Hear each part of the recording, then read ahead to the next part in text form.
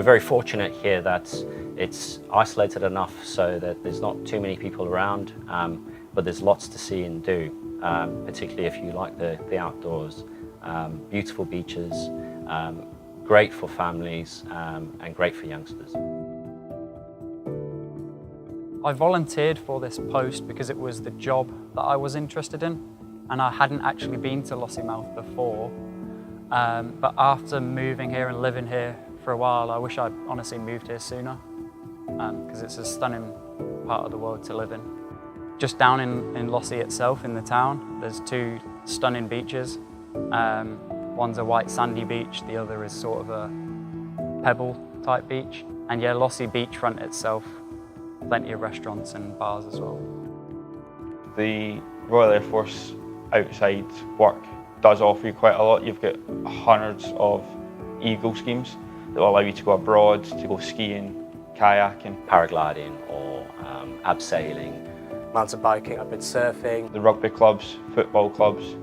You've got a esports gaming club that's just been set up here at RAF Lossiemouth and it's getting more funding. There's plenty of adventure training to do up here, especially hiking and mountain biking. But on top of that, there is also RAF flying clubs that offer subsidised, non-for-profit flying training for anyone that wants to get their pilot's licence. So where I'm kicking around base, I tend to use the messing facilities to eat instead of cooking in the block. It's a subsidised meal and it's fantastic quality. One of the best messes when the Air Force is up at Lossie. I cook for myself in the kitchens. They're incredibly spacious. There's a lot of kits provided in there, such as microwaves and stoves. So I just cook for myself, really. Not only that, there's a bar called Barrel and Bean, which also has a Starbucks attached to it. I'm a very, very avid coffee drinker, so I go down there quite frequently. So personally using the facilities up at RAF Lossiemouth, one of the best ones got to be the quarters, especially the new ones that are getting built right now to more modernise the way we're living and keeping our lifestyle up to date. And just the bar has just been refurbished as well, and it's a fantastic option now just to go with your mates on a Friday night. And when you've got a bit of free time, go to the gym. That is free of charge, and it's got more kit than what I would say you'd find in a lot of civvy streets. And it's always well kept clean and up to date. Before coming up here, I was sceptical, oh, it's far away from everything, but being up here, it's generally been the best time that I've had so far. It's a fantastic base, and just I wouldn't listen to as many negative comments, but I'd make your own decision on it. If you're an outdoors, adventurous type of person, I can't think of anywhere better really to work from. Have an open mind. I know it's far up north, but once you're up here, it's very much a community. Once you get in here and you start to get embedded and meet the people, you start to identify that it's actually a gem of a place to live.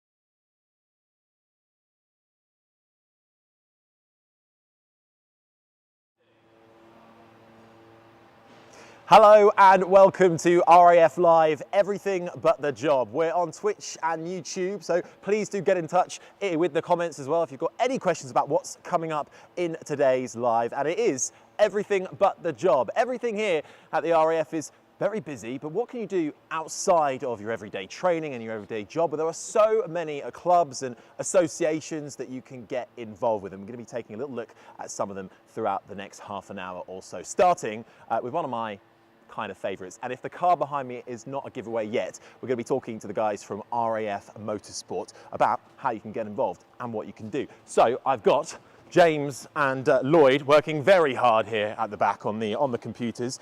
Firstly, thank you guys for having us in your hangar as well. Hangar D, it's a live hangar, so all sorts of things might happen while we are live, but do bear with. James, let's start with you. First of all, about your role within the RAF in general, and then what spurred you to get involved with RAF Motorsport. Yeah, so I'm a cyberspace communications specialist. I've been in for approaching 11 years now, and yeah, I've worked all sorts of different things. I've been at 3 different stations as well as a couple of overseas tours, different roles, networks, computer administration, cybersecurity, a wide variety of different things, which all doesn't really seem to tie into motorsport. However, that's always been a big passion of mine since I was really young, and then in the last sort of 3 years or so, I've really been getting involved through the Air Force and motorsport. Nice. And Lloyd, what about yourself? So I'm a aircraft technician, and I specialise in the mechanical side of things. Currently, I've been working on the Chinooks for the last 5 years, specialising in the rotor blades and roll equipment. And I'm just recently moving base, and I'm now moving on to a frontline squadron, Chinook squadron. So I'll start that very soon, looking forward to that. And how I tie in with motorsport is it's through family. Members of my family race, and naturally it sort of rubbed off on me a little bit. And so when I joined the Air Force, I saw the opportunity to continue my motorsport, and so I did, and here I am. Amazing. And I was told before I even met you that you are a bit of Sebastian Vettel look-like. I'm not sure. I'd say Vettel Prince Harry kind of mix up, but clearly there's some motorsport in there somewhere. Oh yeah, obviously the looks is half the job. So well, exactly. Well, that's the thing though. So to get involved with something like RAF Motorsport, obviously you had a bit of a background in it, and as you said, you had the gaming as well, which there can be a crossover. We're talking about esports as well later on. But can somebody who just kind of likes the look of it, wants to know what motorsport is all about, have a go, even if they don't know anything about motorsport? Absolutely, certainly. So part of what we do, part of our ideas, is that we take people that have never raced or barely looked at a race car in their life, and if they just have an interest in it and they want to get involved more, it's the sort of thing we do. We take people from an absolute novice, we show them how it all works and what's involved. And then the idea is that at the end of it, we try and get them out onto a track, and if they like it even more, then we take them through, guide them through the race license, take them through all the safety features, take them through preparing and racing a car, and eventually they will then compete in our Armed Forces Race Challenge at the end of it. And how hard is it to get your race license? Have you both got one? I think, James, you were telling me earlier, you've definitely got yours. Yeah, so you've raced this exact car right here. I have indeed, yeah. So I've raced this car for various events over the last sort of 2 years or so. Yeah, getting your license.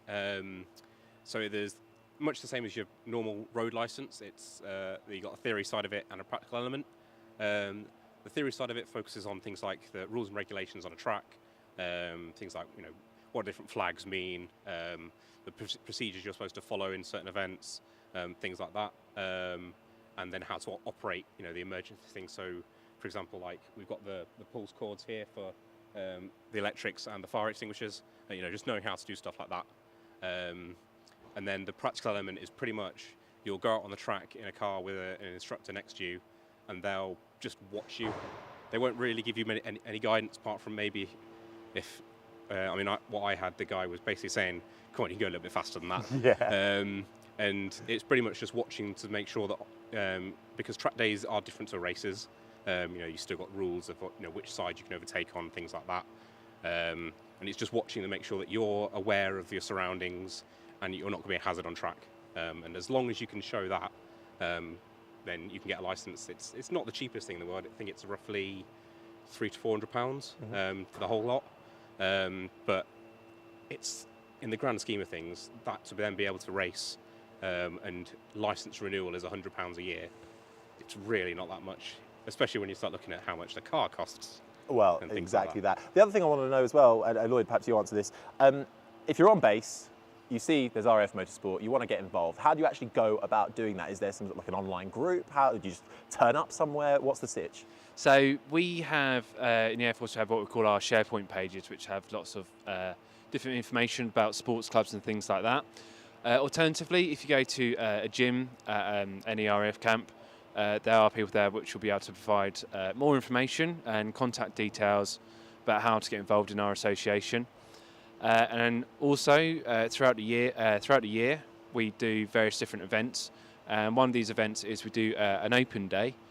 We've held this for the last few years since COVID. I think we did one before COVID, where we actively go out and invite people within the Air Force to just come and give it a go, introduce us. Not give it a go racing, but we go to a track day.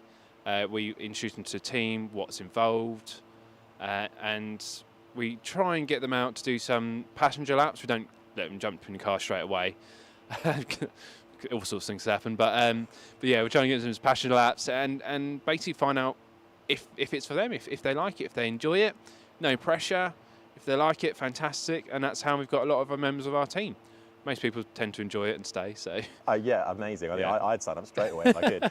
You talk about, there's the opportunity to obviously race if you get your license, but if you don't want to race for some reason, are there lots of other opportunities to get involved in terms of the setting up of the car and just being a part of the team in general? Yeah. So before I got my race license, I actually spent 3 to 4 years ish with the team before I got my race license, and basically it just involved me coming to race meetings. Learning the car, learning the team, learning what went into it. I got involved with the setup. I got involved with a few pit stops. With not so much the organising, but certainly the logistics of things. What's your quickest pit stop time? Not quite F1, 2.1 seconds. Not quite, but I like to think I'm almost there. Yeah. I try not to just run around like a lunatic. But yeah, so there are other roles within, and we do have people currently in our team that are not in a driver role, but they perfectly enjoy coming to help out, and it's part of the team. It's something that's not your ordinary job, if you like. So it's yeah, there are plenty of things. Yeah, and crucially, it's something else to get absolutely stuck into outside of your everyday role and work that you've got to do. Now we've got this car behind us. I feel a bit bad. We kind of ignored it so far. Let's talk about it, James. Talk me through this car. It's a BMW off the base of it, but it's a racing car. But it wasn't always a racing car. No, so it's a 2004 BMW 116. They're marketed, they're quite old cars now, almost 20 years old.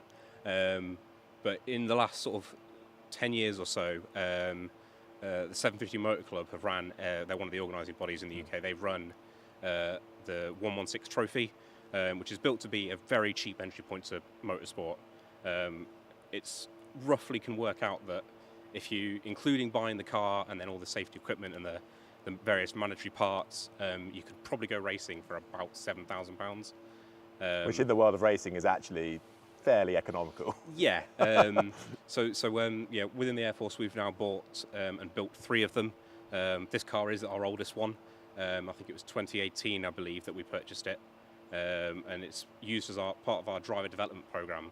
So the aim is you'll spend a season racing this, and then move on to purchasing your own car, or whatever you choose to do.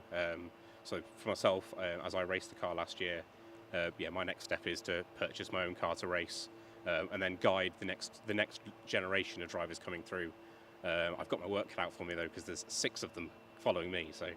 Amazing. Well, go on, if you go around that side, I'm going to go around this side. I've been given the all clear that we can move around now. Okay. So I want to just have a little look on this side of the car. I mean, we talked about the basis of it. It's quite an old car now. It was an original car, but it's been refitted and rekitted. How much of that do you do yourselves within RAF Motorsport? So to be fair, we've stripped these cars down almost entirely.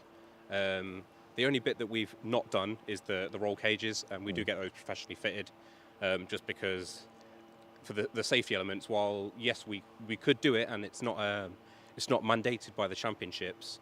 It's that peace of mind that someone who is an expert in the field is going to do it. But a lot of the other features, so things like fitting the extinguisher pulls or the isolators, a lot of the rewiring, fitting the seats, the data system, all of that's been done by RAF personnel. Amazing. And you mentioned obviously the racing that's happened. What's the results? Give me the stats. Give me the historical results. How good is this car? How good are you in the car? How good is RAF Motorsport? Oh, I know you were saying there's the Armed Forces Championship that it takes part in against the likes of the Army. I imagine that gets quite competitive. Oh, absolutely. I mean, the Armed Forces Race Challenge is open to all 3 services as well as veterans, and we do allow guests as well. So that can be an interesting dynamic. Every round, you get different opponents, pretty much. But you get the core of the 3 services, and now every single service has a few of these BMWs as well, which means that we get some really good battling. I think this year there's going to be 7 or 8 of these cars on track at the time, so it's its own class within a class. And whereas it was not so great last year, there was only 1 Air Force car for most of the season, 1 Navy car, but they expanded to 2, we expanded to 3. And the Army would bring their car out as well for most events. So it's been good. I've beaten one of their drivers every single time, but not beaten everyone. You know, I won't try and say that I was not yet. I was great. Yeah, not yet. Hopefully one day. But no, it's been some really good racing. Myself and there was a Navy novice last year, so we were pretty much faced off against each other. And the battling we had all throughout the season was absolutely fantastic. And you know, that's more what race is about rather than the results. You know, this car isn't going to set any lap records, but yeah, getting to race closely with people is probably more fun than winning most of the time. Yeah, amazing. Lloyd, let's bring you back in as well, because looking forward, you know, how long have you been part of RAF Motorsport for? Sorry. So I've been part of RAF Motorsport since about 2017-ish now. So. Been doing it for a few years now, so it's been great for me. I've been able to see the team develop throughout the years, from where we were 7 years ago to where we are now is absolutely fantastic. As James mentioned, we've now got 3 of these BMW 116s, which we've built, and we've now got this whole novice progression program that we are successfully doing, which is fantastic. So yeah, as I mentioned, I started off in a non-driver capacity. I have since gained my race license, started racing myself, and I did race this very car at the Race of Remembrance in 2021. And so yes, I've had some good times with this car. It didn't quite go according to plan for us, but well, for the other car it did. For us it didn't, for various reasons. But so yeah. What is the biggest challenge about racing for the first time? The biggest challenge for racing for the first time has to be knowing what to do, where to be, what to spend the money on. Not necessarily actually on track. Yeah. Not necessarily on track at all. My biggest challenge I found was getting to the track. You know, it's not always as simple as just getting a car and a trailer and whacking one on the other in a van and then getting there. You know, it's what tyres to put on, what to do to your car, the safety standards of like the equipment you need, because as a driver you need a lot of PPE as well. You need crash helmets, neck and head and neck restraint devices, fireproof overalls. So there's a lot of things to get, a lot of research involved, and this is where the wealth of experience from our team members come in, because if you have someone that's novice, you've got people in our team that have been doing this for a number of years now, and it's good to have those people that will guide and help others into the first steps to actually just get into the racetrack in the first place. So for me, you say it's a challenge to get to the racetrack in the first place, but with the experience of our team, it's almost not quite so much of a challenge. So. But also from what you're saying, obviously, as much as fun it is, and you know, racing can be a full-time job for some, the social element of it as well is obviously a massive part of it. It's teamwork, it's working together from people across bases, because although the motorsport is kind of based here at RAF Benson, you don't have to also be based here, right, to be a part of it? No, not at all. So we've got people based all over the UK and some overseas now. And they still get involved as well. We've got people up at Lossiemouth, got people, which is North Scotland, got people in Cyprus, and they are still just as active as any one of us in the motorsports team. Obviously, the RAF does help a lot with that, with they're kind with us with travel and things like that. They will allow us the time to travel to where we're going, and that makes it good because you're meeting people all the time from different parts that you wouldn't necessarily always meet in your day-to-day job. You know, the 20, 30 of people that are just in the motor racing side of things, I wouldn't have met them through my ordinary job. So the social side of things is phenomenal. It's really good. So amazing. And James, you came, as you said right at the start, from esports and sim racing and gaming, and then becoming a real life racing driver, which there was quite well documented. There's a lot of professional racing drivers now who have done that very path. How did you find it? How challenging was that? Because that's coming from a completely different perspective. You know, I can play my Xbox pretty handily, but and I can drive a road car. But I've driven, I think, a race car once around Goodwood, and well, I was too big anyway. I tried to fit in this, and I'm too big. Yeah. But I can't imagine how either scary or actually, conversely, were you completely prepared? I'd like to think I was quite well prepared. I mean, the fact that I've wanted to be involved in it for a long time really helped. But my own personal sort of sim racing setup is reasonably high end. I could probably afford a race car if I sold it. But it's things like the track knowledge and being comfortable just in a racing seat and things like that. When you start doing things like endurance events on sim, it's not really that different. Yes, you're not getting pushed around by the forces and things like that, and you're a bit more comfortable. You can have a fan pointed at you rather than sweating in a car in a fire suit. But yeah, the knowledge you can gain from sim racing makes a huge difference. You know, I can get to a track, and whereas somebody who doesn't sim race might take a couple of laps to sort of warm up and to figure out their braking points, I've already established that. You know, a day or two before, just sat on my computer.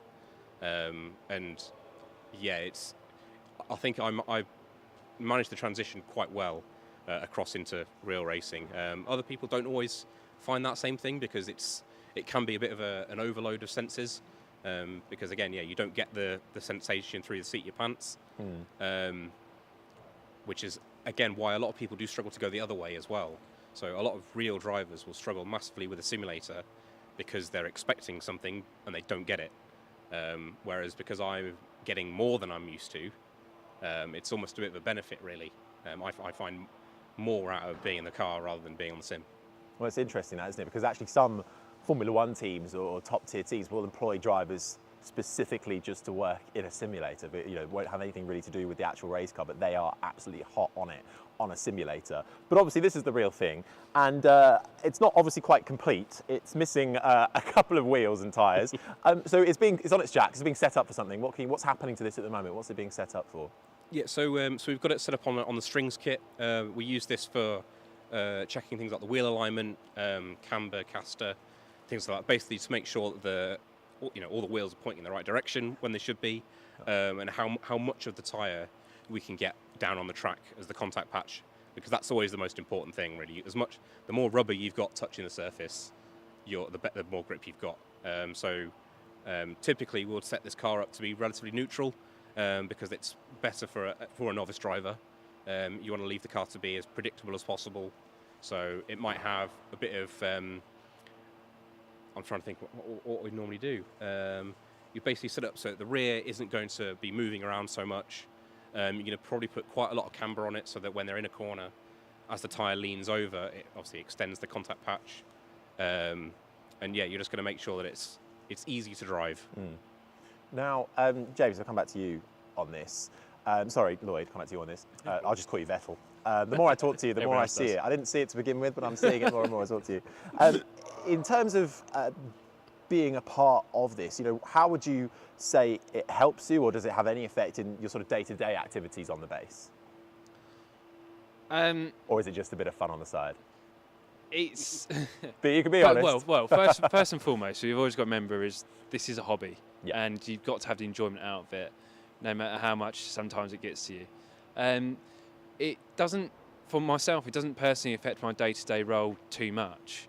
You know, I will still do my primary role, but sometimes in the evenings, you know, I'll sit and do a bit of study, or I'll research things for my next event, or I'll sit surfing the internet and spend money on motorsport parts.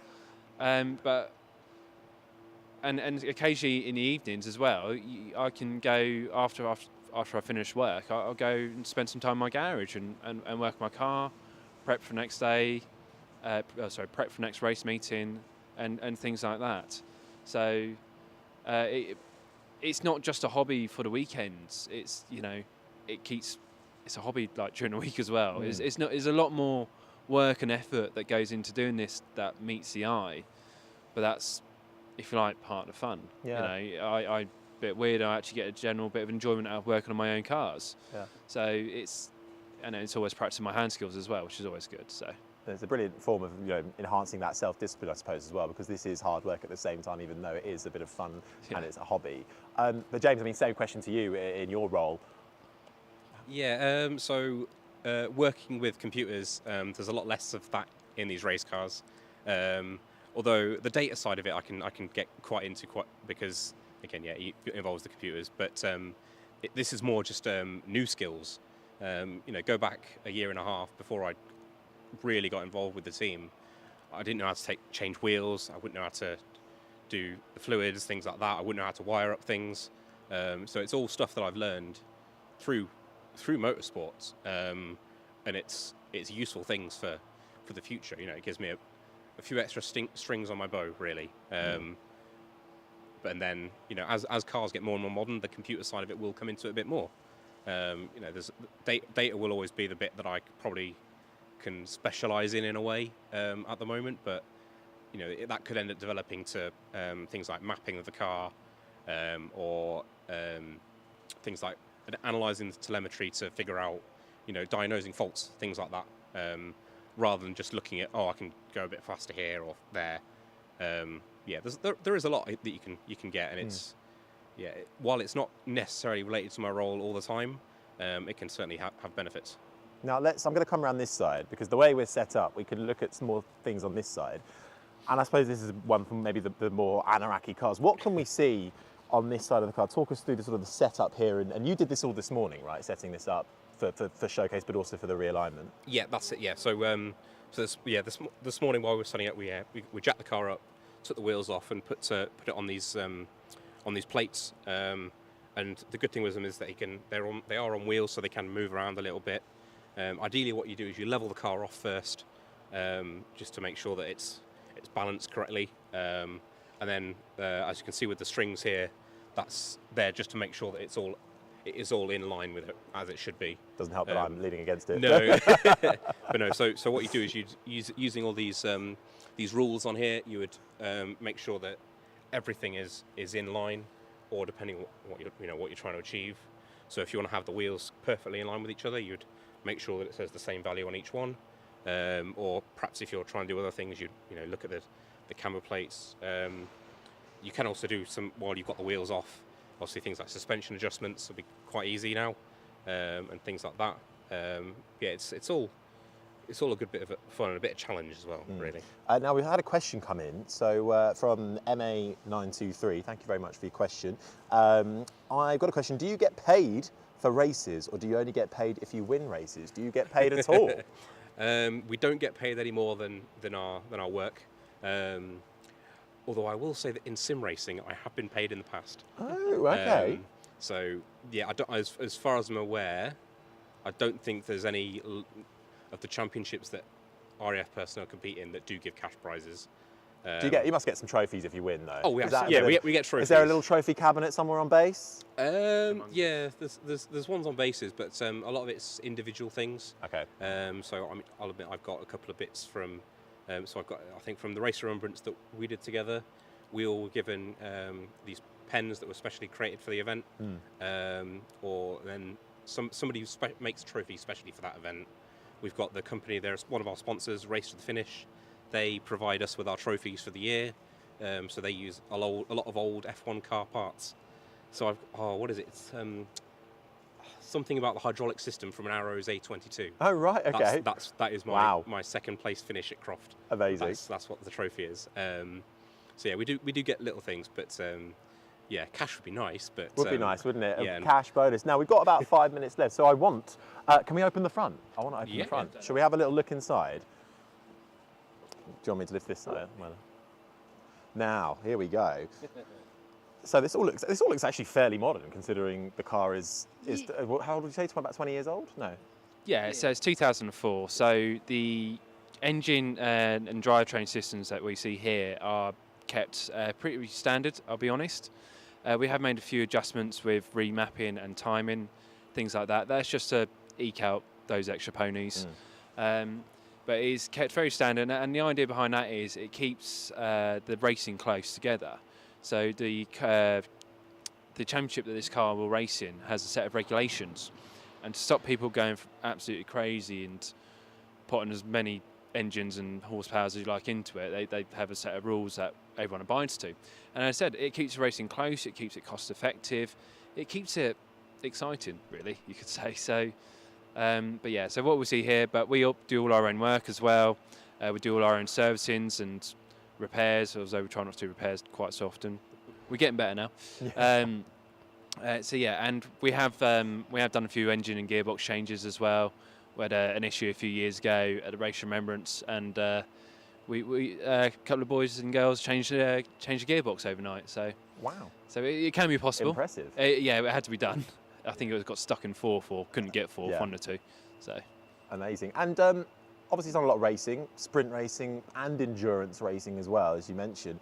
How tough is that to get your head around long distance racing over several hours? You know, you can see the big famous races, your 24-hour Le Mans and things like that. When are you going to take this to Le Mans? Is my question. Maybe not. Yeah. So I've done sprint and endurance racing. The longest race that the Air Force does is the 12-hour of the Race Remembrance, and that it's a different mindset. You're in a car for an hour and a half, 2 hours at a time, and the amount of concentration that's required. It sounds silly, but you're flat out for 90 minutes at a time, and you know, in the pitch black with cars coming past you, with you overtaking cars, and you don't want to be the one to prang a corner and go like, come on the radio team like, oh, sorry guys, but yeah, pranged it. So it's a serious amount of concentration. And I've also myself, I've done 24-hour races as well, and it's a weird feeling setting your alarm at 2:30 in the morning to get into a race car at 3:30 to drive round Silverstone. Are you limbering up in the meantime in that? How are you sort of waking yourself up for that? It must be so difficult. Warm cup of tea. Warm cup of tea, get in the car, you does it. No, funny enough, at 2:30 in the morning, it's pretty chilly, so you wake up. You wake up quite quickly, and you know, your body's like, what am I doing here? Why am I doing this? So yeah, no, I'm not. I like to think of myself as a professional, and I'll do some limbering up, and I'll get my personal trainer out. But in reality, I haven't. But yeah. Well, I mean, all credit to you. I can watch endurance racing. I'm not sure how good I'd be. But we've had some more questions come in. Thank you very much. Last couple of minutes. FA97, in fact, we've got a minute to answer this. Do you need any qualifications to get into this type of field, like you need a certain GCSE or A-level qualification? If yes, which subject? Okay, so to get into the motorsports team within the RAF, we don't ask for any extra qualifications, educational. It's just the requirements to get into the Air Force in the first place, whatever those requirements are for your particular trade. So once you're in the RAF, no, we don't ask for anything else. Brilliant. And James, final line from you. Why should they get involved in RAF Motorsport? Because it's a lot of fun. It's so much fun. You know, you get weekends away, or you know, you get the opportunity to go to big engagement events. So the Royal International Air Tattoo, the Grand Prix. I got to do that last year. Amazing. That was a lot of work, but at the same time, you got the reward of, you know, you're there doing a lot of things. You get to see the race as well, and yeah, the opportunities that you get through motorsport is even more than you would think just through the Air Force. Amazing. Well said. Well, James, Lloyd, thank you so much for taking the time. Thank you. Yeah, if you want to get involved in RAF Motorsport, hopefully this answered your questions. We're going to have some more talks coming up on the Not Going to Uni live channels if you're watching on Twitch and YouTube. Thank you very much for your company. I've been Harry Benjamin. I'll see you in a little bit. I'll be talking all about the world of esports within the RAF.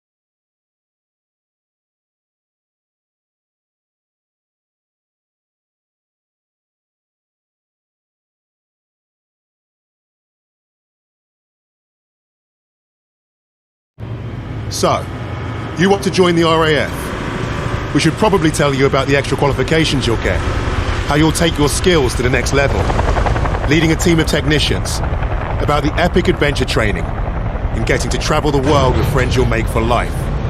But we know why you're really here. This.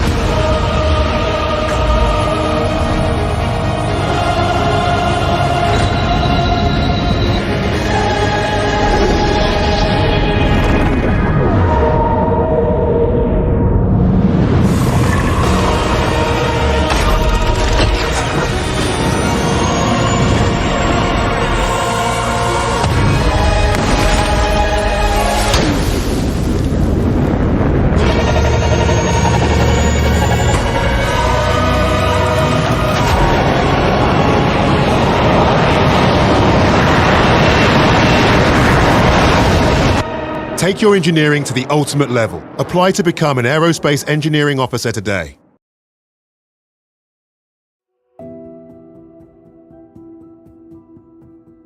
We're very fortunate here that it's isolated enough so that there's not too many people around, but there's lots to see and do, particularly if you like the outdoors. Beautiful beaches, great for families, and great for youngsters. I volunteered for this post because it was the job that I was interested in, and I hadn't actually been to Lossiemouth before. But after moving here and living here for a while, I wish I'd honestly moved here sooner, because it's a stunning part of the world to live in. Just down in Lossie itself, in the town, there's two stunning beaches. One's a white sandy beach, the other is sort of a pebble type beach. And yeah, Lossie beachfront itself, plenty of restaurants and bars as well. The Royal Air Force outside work does offer you quite a lot. You've got hundreds of Eagle schemes that will allow you to go abroad, to go skiing, kayaking, Paragliding or abseiling. Mountain biking, I've been surfing. the rugby clubs, football clubs. You've got a esports gaming club that's just been set up here at RAF Lossiemouth and it's getting more funding. There's plenty of adventure training to do up here, especially hiking and mountain biking. But on top of that, there is also RAF flying clubs that offer subsidised, non-for-profit flying training for anyone that wants to get their pilot's licence. So where I'm kicking around base, I tend to use the messing facilities to eat instead of cooking in the block. It's a subsidised meal and it's fantastic quality. One of the best messes when the Air Force is up at Lossie. I cook for myself in the kitchens. They're incredibly spacious. There's a lot of kits provided in there, such as microwaves and stoves. So I just cook for myself, really. Not only that, there's a bar called Barrel and Bean, which also has a Starbucks attached to it. I'm a very, very avid coffee drinker, so I go down there quite frequently. So personally using the facilities up at RAF Lossiemouth, one of the best ones got to be the quarters, especially the new ones that are getting built right now to more modernise the way we're living and keeping our lifestyle up to date. And just the bar has just been refurbished as well, and it's a fantastic option now just to go with your mates on a Friday night. And when you've got a bit of free time, go to the gym. That is free of charge, and it's got more kit than what I would say you'd find in a lot of civvy streets. And it's always well kept clean and up to date. Before coming up here, I was sceptical. Oh, it's far away from everything, but being up here, it's generally been the best time that I've had so far. It's a fantastic base, and I wouldn't listen to as many negative comments, but I'd make your own decision on it.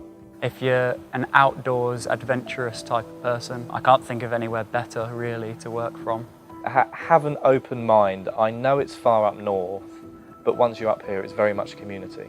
Once you get in here and you start to get embedded and meet the people, you start to identify that it's actually a gem of a place to live.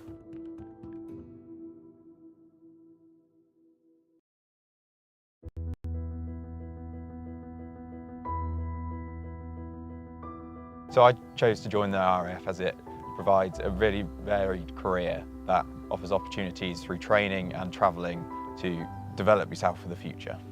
I'm Harry and I'm an Air Traffic and Weapons Controller Sergeant in the Royal Air Force. So we work with primary radar systems and secondary radar systems similar to what the civilians use. This is all fed into the tower where we have radar equipment And we also use specialist communication systems to communicate with the airborne assets. So day to day, it can be different throughout the tower. There are many positions that we can conduct within the radar and visual control rooms. Due to the dynamic nature of helicopters, it requires a lot of forward thinking on what they're going to do because there's so many surfaces that they can use. They don't require the full length of the runway, so you can have multiple assets working to the same area at the same time. So you need to have a good understanding of the different types of aircraft that you work with due to you're having to coordinate them regularly, so you need to know their relative airspeeds just to make sure that you can keep your separation distance, and there's pertinent safety implications for some aircraft due to the nature of their gear. So to become a qualified controller, you conduct the Joint Air Traffic Controllers course at RAF Shawbury, commonly known as JATC, which is approximately a 9-month course where it's split down into 2 phases. One's a radar phase where you conduct radar training through exercises, and then once you've completed that, you go onto the visual training at the end. The most challenging thing about training was the intensity. There's a quick learning curve, but at the same time it's rewarding as you're learning and applying what you're being taught. The best thing about my role is the dynamic nature day to day. There's so many opportunities to do varied things within not just the tower, but also get myself out onto station and perform other duties. It's such a great opportunity with so many varied roles that you can go into in the future. Not just through training, there's opportunities for education, for travel. Myself, I've been away to Germany and Scotland, varied locations through the RAF.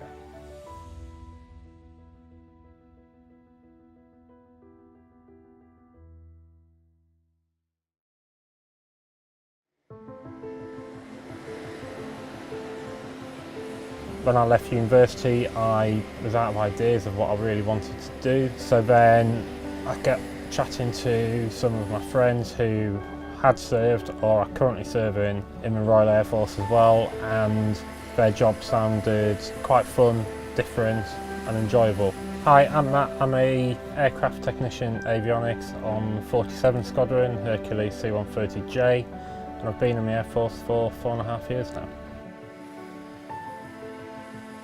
So my role as an aircraft technician avionics is to look after all the electrical systems on the aircraft, including all the power, communications, navigation, radar and defensive systems. My phase 1 training actually was a bit easier than I expected it to be. I expected it to be more strict, more disciplined, more shouting, but actually all they wanted to see was hard work, discipline and teamwork, getting the most out of you, making you prepared to finishing and then coming and being an asset to the Air Force afterwards. And then my phase 2 training was probably a bit harder than I expected. I had no aircraft background before I started, so having to learn everything was from scratch was difficult at times. But with the work I put in, maybe a couple of hours a night after my lessons, I actually got quite good marks in my phase 2 and 3 training. You get the training given to you for free and you're also getting paid a full wage at that time as well. So for the amount of technical training we are given and the amount we are paid, really is second to none.